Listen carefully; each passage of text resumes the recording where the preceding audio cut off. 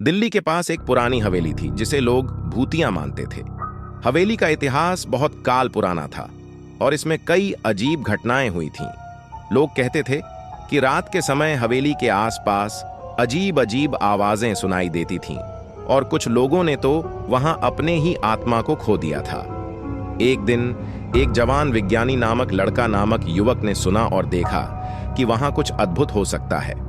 उसने तय किया कि वह हवेली की जांच करेगा और उसके पीछे छुपी रहस्यों को हल करेगा। हवेली पहली बार उसके सामने आई। जैसे ही वह वहां पहुंचा तो वह अंधकार, बिना हवा के हलचल और एक अजीब सी सुगंध से घिरी हुई महकमान अनुभव करा। वह थोड़ी देर तक ठहरा और फिर उसने अपनी तबीयत बनाए रखने के बावजूद वह हवेली की अंदर भूमि की तलाश करने का निर्णय लिया। हवेली की अंदर घूमते हुए उसने विभिन्न कमरों में चेक किया। कुछ कमरों में उसने पुरानी तस्वीरें, खुदाई के सामान और कुछ रहस्यमय लेख देखे। वह समझता था कि यह हवेली बहुत समय से खाली है और कुछ बड़ा हुआ हो सकता है।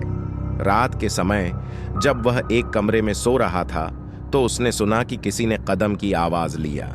वह चुपचाप बाहर निकला और अंधकार में कुछ आवाजों की ओर बढ़ा।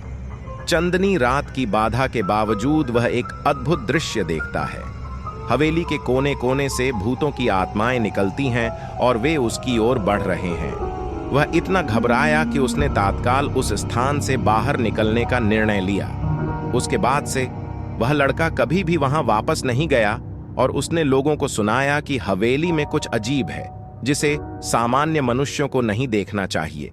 वह यह भी समझाता था कि हवेली की आत्मा अपने आप को दिखाती है जिन्हें उसने किसी से भी नहीं देखा था, और इसलिए उसे यह महसूस हुआ कि यहाँ कुछ अद्वितीय हो सकता है।